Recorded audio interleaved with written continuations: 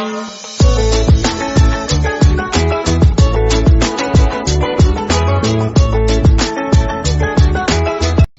The lord. ప్రభువైన యేసుక్రీస్తు వారు ఈరోజు మనకు అందించినటువంటి వాగ్దానం విలాప వాక్యములు 2వ అధ్యాయం 18వ వచనం. సియోను కుమారి, నది ప్రవాహము వలె దివారాత్రము కన్నీరు పారనిమ్ము.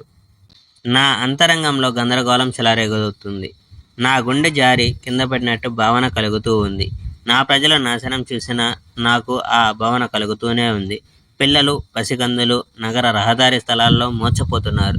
రొట్టె, ద్రాక్షరసం ఏవి అని ఆ పిల్లలు తమ తల్లులను అడుగుతున్నారు. వారు చనిపోతూ ఈ ప్రశ్న అడుగుతున్నారు. వారు తమ తల్లుల ఒడిలో పడుకొని ఉండగా చనిపోతున్నారు.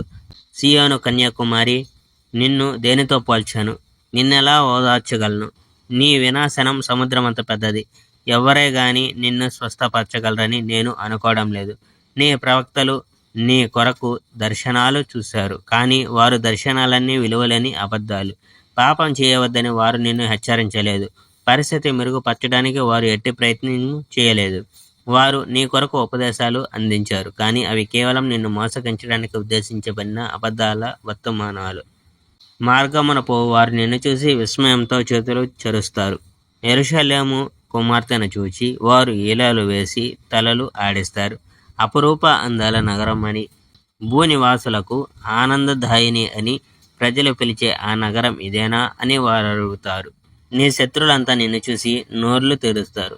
వాళ్ళు ఈల వేసి నిన్ను చూసి పండ్లు కొరుకుతారు. మేము వారిని మింగివేశాము.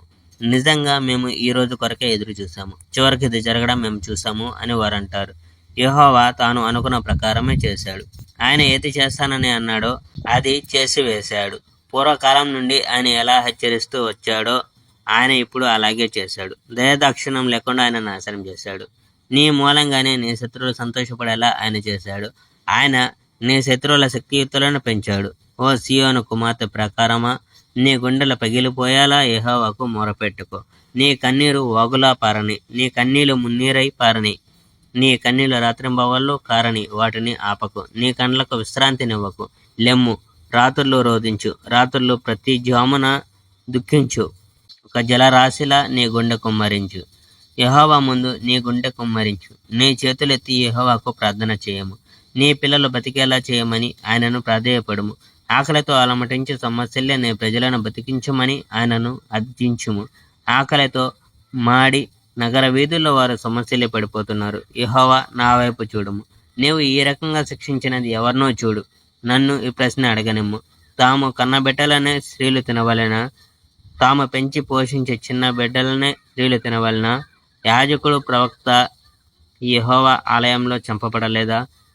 యువకులు, ముసలివాళ్ళు నగర వీధుల్లో దుమ్ములో పడిపోతున్నారు. నా యువతి యువకులు కత్తివేటుకై గురి ఉన్నారు. యెహోవా, నీవు కోపగించిన రోజున నీవు వారిని చంపివేశావు. దయ లేకుండా నీవు వారిని చంపివేశావు. Praise the Lord. May God bless our India.